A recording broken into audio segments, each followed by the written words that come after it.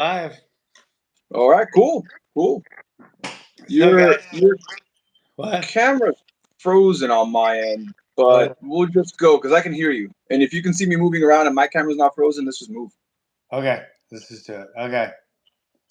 Anyway, we're going to be talking about the tenets of self-defense. Anyway, we're going to be talking about. Is it working? It's working. It's working. Okay. So we're going to talk about the tenets of self-defense, and I'm just going to go through 1 through 7. And number 1 and 2 are very similar, but there's a small difference in them. So I separated them, but they could be like forward slash. Like the first two would be avoid and prevent.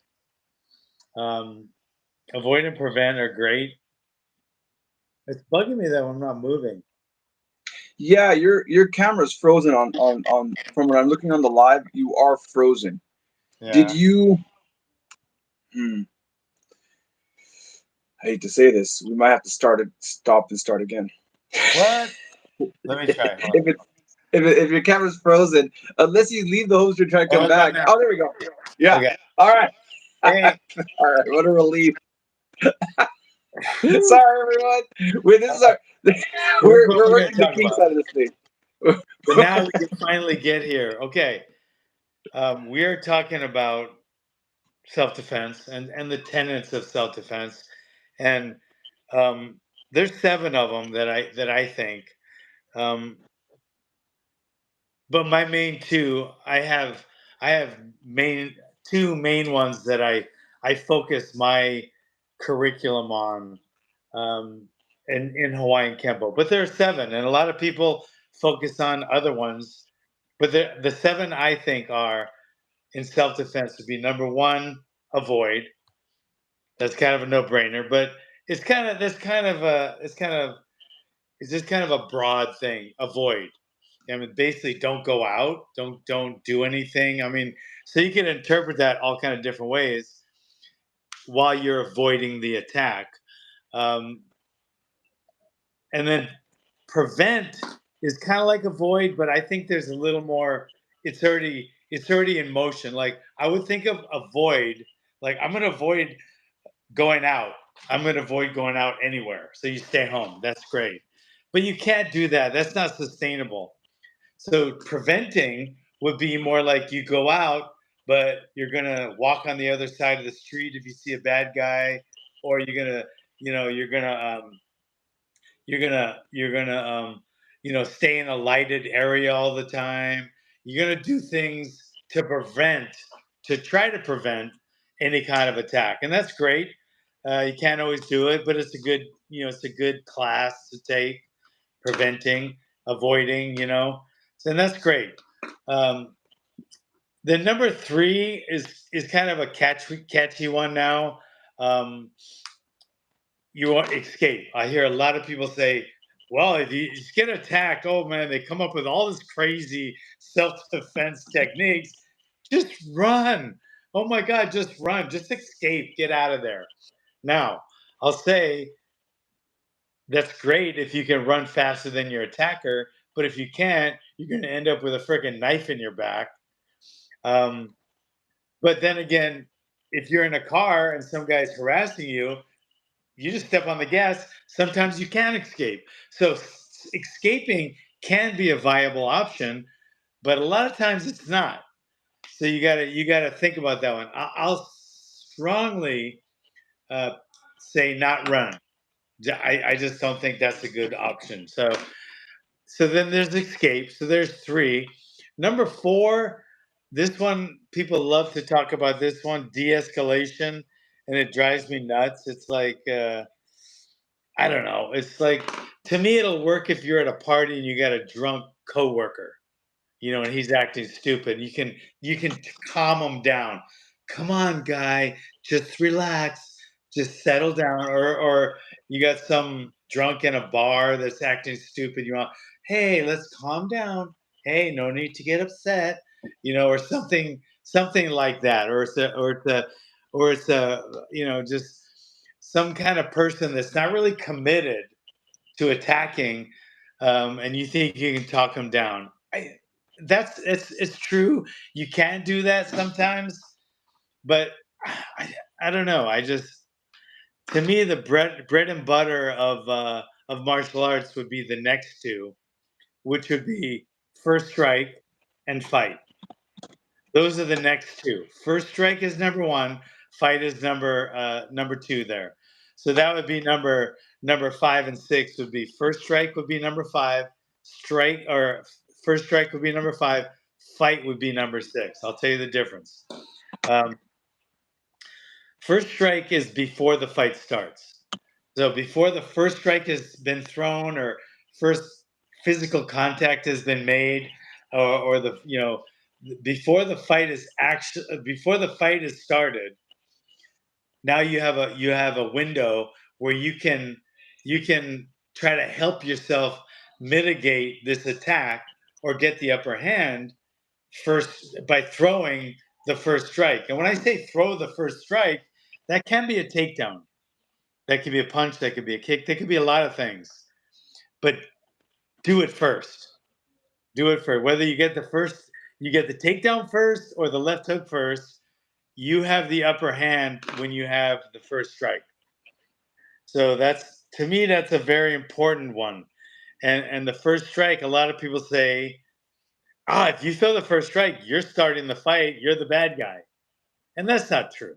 I mean, that's just kind of ignorance that people don't understand what the first strike is. Or if you feel you're in imminent danger, you are allowed to defend yourself. And throwing the first strike isn't starting the fight; it's throwing the first strike. It's completely, a cop will never be told in the academy, well, you have to let the guy shoot you first before you shoot back. You know, nobody's ever going to say that. But for some reason in school, they say you got to get hit first before you hit back. And that's just stupidity times a million. I mean, that first strike could end your life. But we do have to address one thing. And we've talked about this before, right? We talked about this on that podcast we did about self defense with the lawyer, and we even talked about it. You went into a story about one of your students that had an Yeah, altercation in yeah, school, that's and the true. idea being that self defense does come first, but always be ready for the repercussions of defending yourself, right? Like That's number that. 7.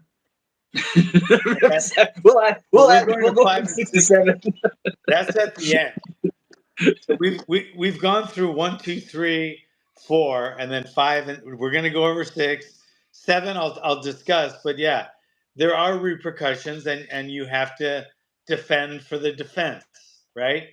Um, so anyway, still on number 1, you want to hit first, and there's never a reason you don't want to hit first if it's a self-defense, a true self-defense scenario. Just like if you're at war, you always want to strike first to get the upper hand. There's never a reason not to, unless it's not really self-defense. Unless you don't really feel your life or limb are in jeopardy. So, um, so that's where that is. So we have a lot of first strike combinations because if somebody's depending on the distance and the context of it. So yeah, I mean, no matter if you hit first or hit second, there's always a chance you're going to get criminally and civilly in court, right? I mean, there's no way around it.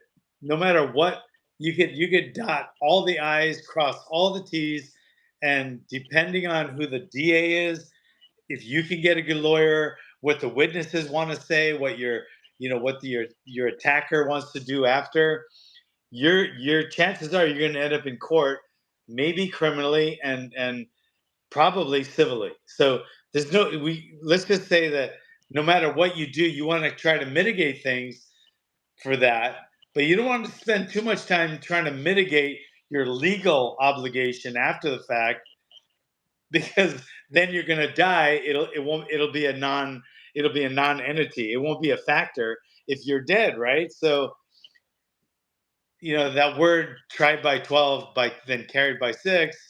all right, we can call it that, or we can just say, I want to live. I mean, that's basically what you're saying, right? So the first strike scenarios we have are probably, just as important in any other of our techniques. So you want to hit first. You don't want to telegraph. You don't want to give your hand, right? You want to get in first to to help you create. You want to have your attacker. You want to take him out of the game as quickly as you can, and by not striking first is not conducive to that ever. So first strikes are very important, and they're a big part of our techniques. In old school Kaji Kempo, they were called punch tricks and grab arts. The big difference was they were always striking first, and then we were trying to get out of the way, combination, etc. But just like we watch in the UFC or boxing or kickboxing, half of the time the person that throws the first strike is going to connect. You're not, I mean, unless you think you're faster than everybody out there, they're going to throw the strike first. They're going to connect half of the time. And then there goes the rest of all the other tenants right there. Because you're going to end up, you'll be in a nursing home. I mean? So you don't have to worry about it.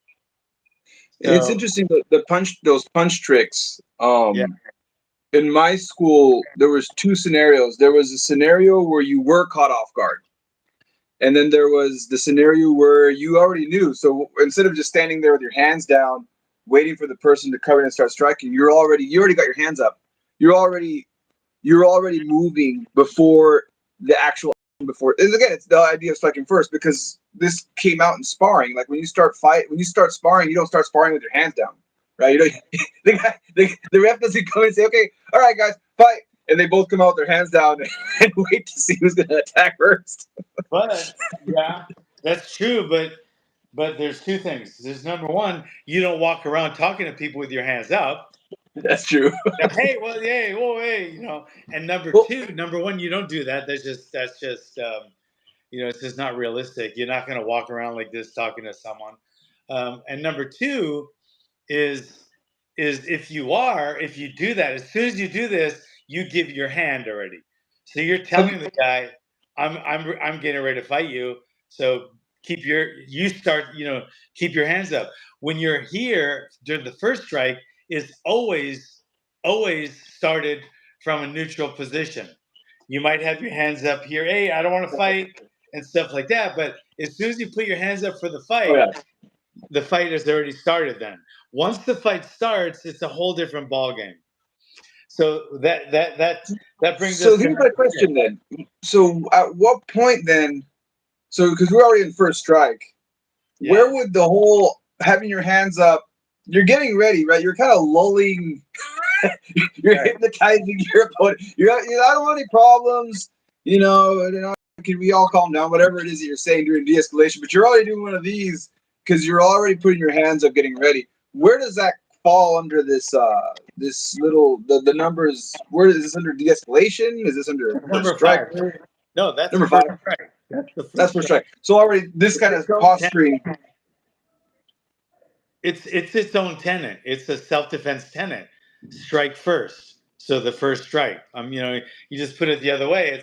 It's strike first. So basically, that's what it's saying. Strike first. And that's why we have the combinations and some stuff. And then number six, that was number five. Number six is the fight. And once the fight starts, you either threw your first strike and it didn't render him unconscious, so you failed there. You weren't able to de-escalate. You weren't able to avoid or prevent. You weren't able to escape, so you failed all the way. Once you hit number six, that means you failed 1 through 5. Now you have to win 6, or there won't be a 7.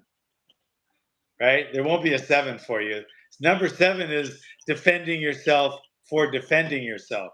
You won't have to worry about that if you're in a fucking nursing home with a tracheostomy. So number 6, you have to win number 6. which is the fight. And that means it's already started. They've already shoved you and or hit you or tried to hit you, or you tried to first strike and it didn't succeed. Now your hands are up. No more, hey, I don't want to fight. The fight has already started. So during the fight combinations, everything starts from a fighting stance. This is the most like MMA because there's no first strike. In MMA, there's no first strike. The bell rings, you come out with your hands up. Um, but but but you for this one, you're starting just like an MMA fight.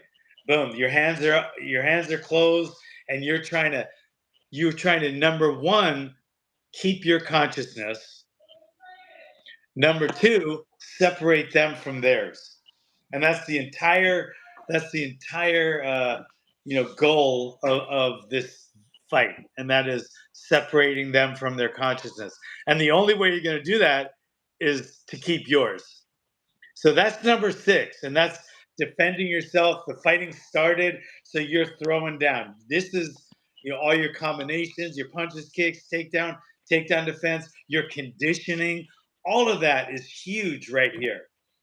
Okay. Now let's say you're successful. If you're not successful, you're going to a nursing home or a morgue. Okay. So if you've lost number 1 through 6, all of them, you lost number 6 included, you're going to a nursing home. If you won number 6, and that means going home safely, good chances are, you're going to end up in a criminal court or civil court. So I spend a little time on that, not much, because my bread and butter, my 90%, my 80/20 is 5 and 6. First strike and the fight. That's where I spend almost all my time with my students. They can learn all about the verbal judo and all that stuff at other places, but here we focus on first strikes and the fight. And then number like 7, there's little things we do teach. When the cops get there, say as little as possible. Don't volunteer anything. Make it loud during the fight. Even when you're fighting, make it loud. I don't want to fight. Back off. Stuff like that. Keeping your hands up. I mean, there's all kind of little things we teach for that. But at the end of the day, you know, that's low on my priority list. My high on my priority list is getting my students home safely to their family. Do we have any? Do we have any? Are there any more? Is there any chats? I'm looking at the comments, and I'm going to encourage anyone who's watching right now, if you're more than welcome to comment, and if you have any questions, are comments open on your end there? I don't know. I think they are. Okay, they I'm usually are. They usually are. I see all messages are visible on my okay. end.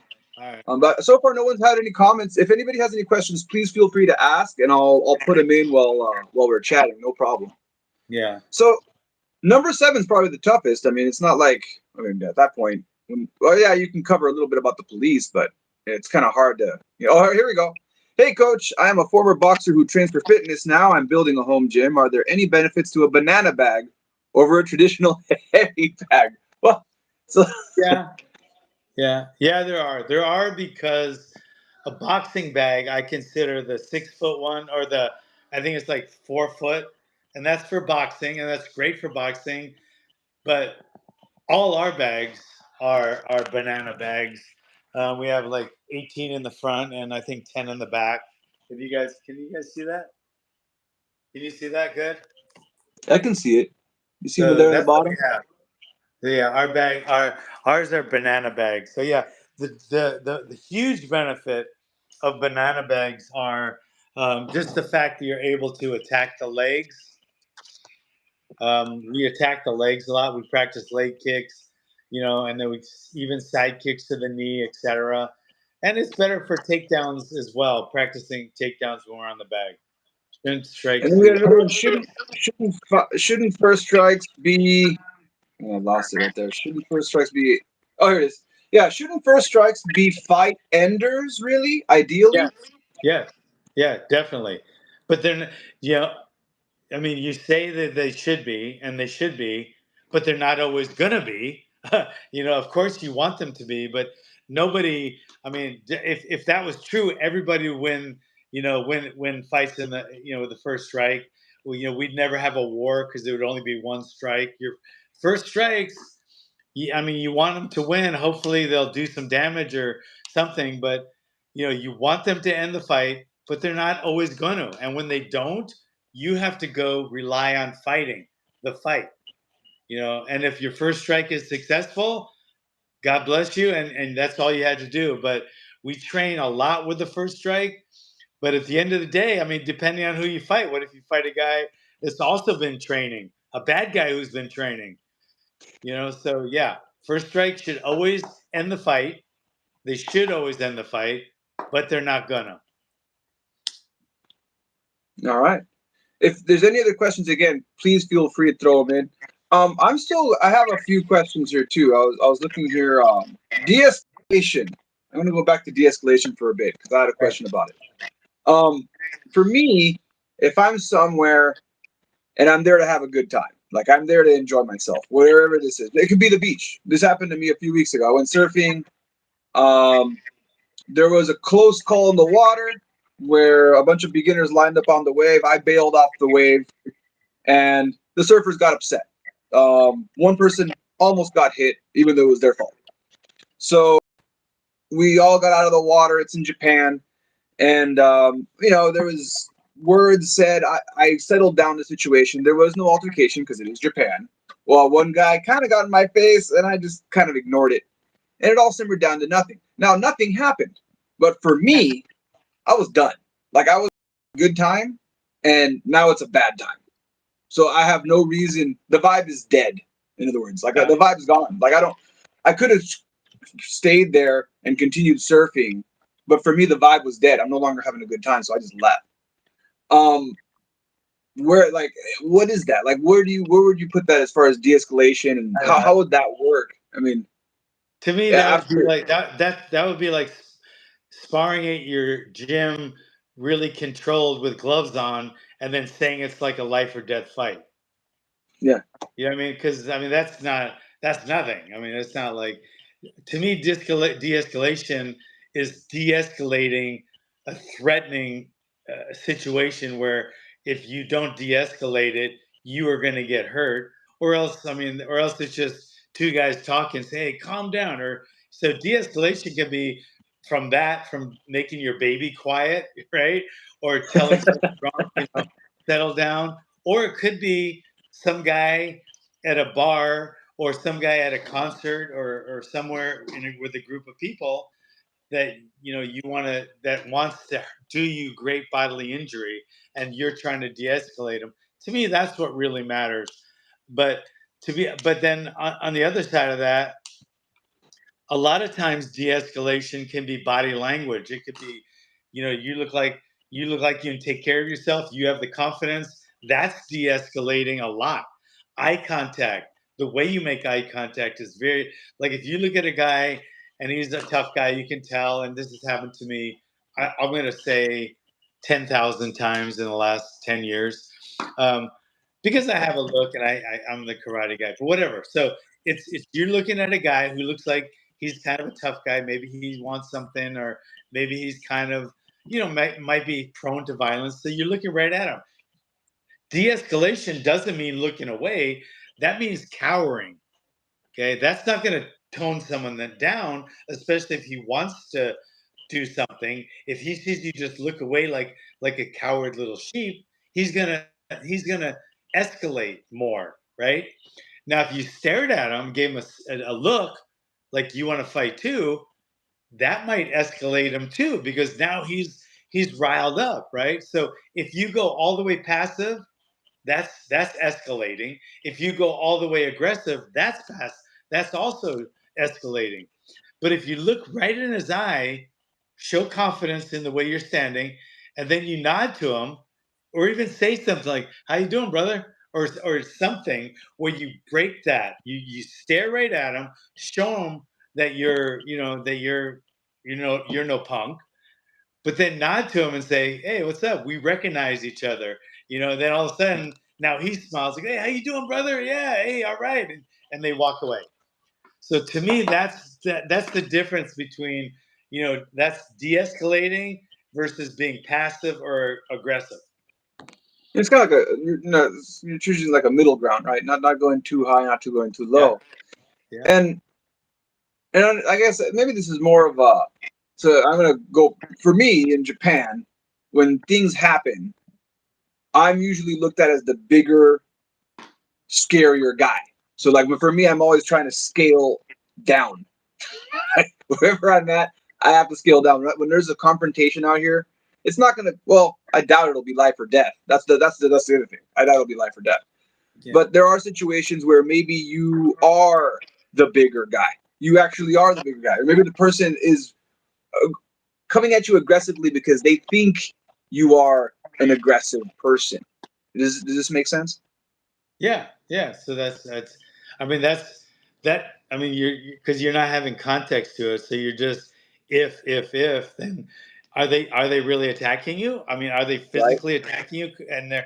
if they're smaller and they're actually physically attacking you, if they have two things, if they have the intent to hurt you, and if you feel they don't have to, but you have to feel that they have the capability. So if they have the intent and the capability of hurting you, you need to defend your life, however that would be, whether the guy's 8 feet tall or 3 feet tall. If you feel, and that's I did two way exaggerated fucking heights. I don't know why, but you get my point. If it's a huge guy that looks like he could just tear you in half, or if it's a short guy that looks like he might have a gun, he might have a knife, he's still a major threat, right? So your major threat isn't going to be dictated by the size of your attacker. It's going to be dictated by your perception of that threat. So if you feel like the shorter guy, the smaller guy, is a true threat to your well-being, then you have to defend yourself, stopping the threat, just like you would if he was bigger. Someone asked. We're gonna go. Hopefully, we don't go on too. Hopefully, we don't go on too much of a huge tangent on this one. But do katas make you badass? I think. I think the person knows where they're going with this. But that's the question. Okay. Let's try not to go to a long tangent on this. But if you want to address the answer to that, Okay. I'll let you take over. Katas look nice. They're really fun to watch. They show a lot of athletic and dancing ability, but they have nothing, absolutely nothing to do with self-defense in any shape or form. But they are good for moving around and just practicing and showing good technique and stuff. And it's the exact same thing as popping or locking, dancing, and so they are badass to watch, but they mean nothing in a first strike scenario or a real fight scenario. Yeah. All right, I think you did pretty good. Under a minute. We didn't even go like a 30-minute tangent on that one. That's really good. You're getting better at this, John. So, for those of you who just joined us, we're about to wrap up, but we talked about you called them the tenets of self defense, Tennis. correct?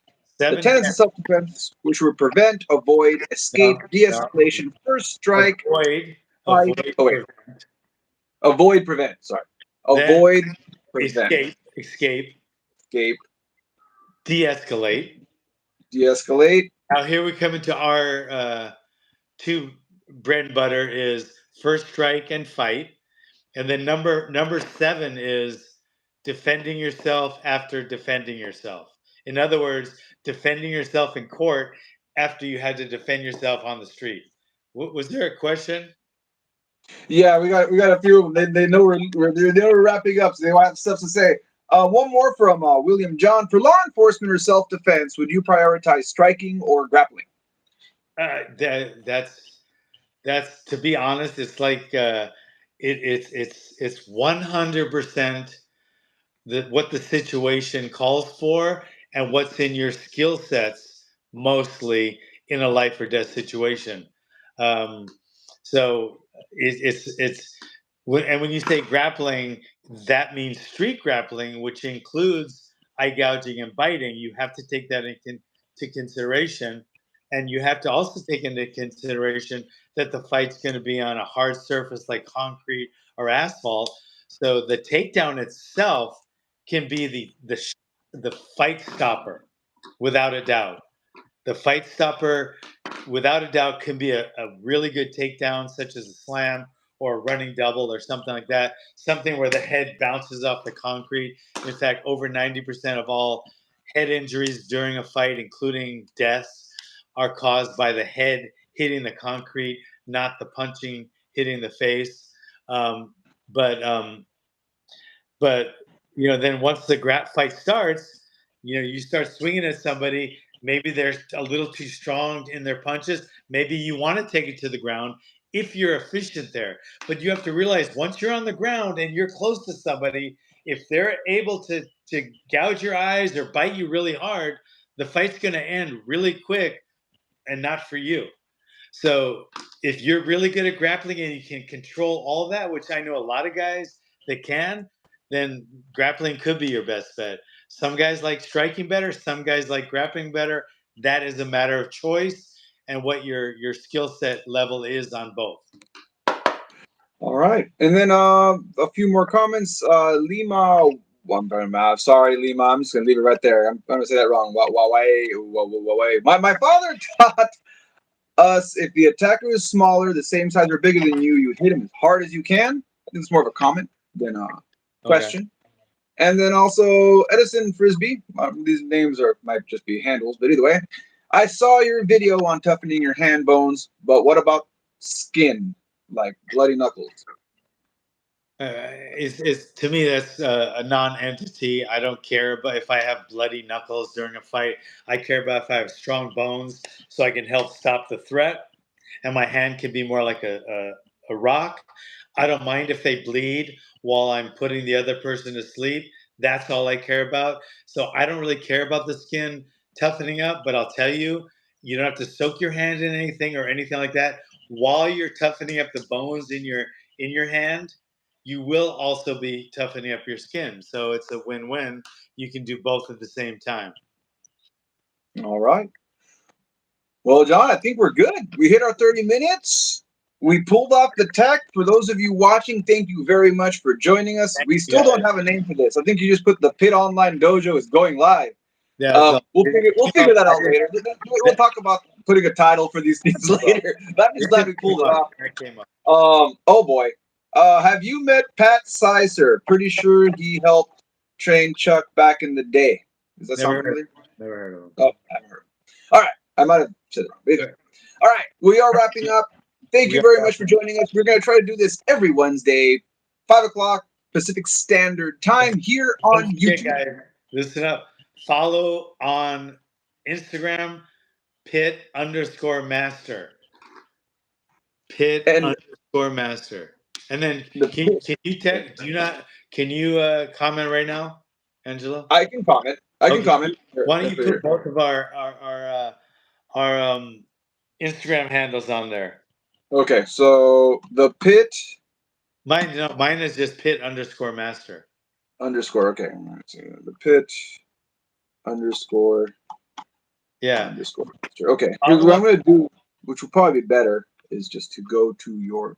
Okay. Okay. After when I get off of this, because I can still comment even when as long as you post this, after we're done, you post it up as one of your videos.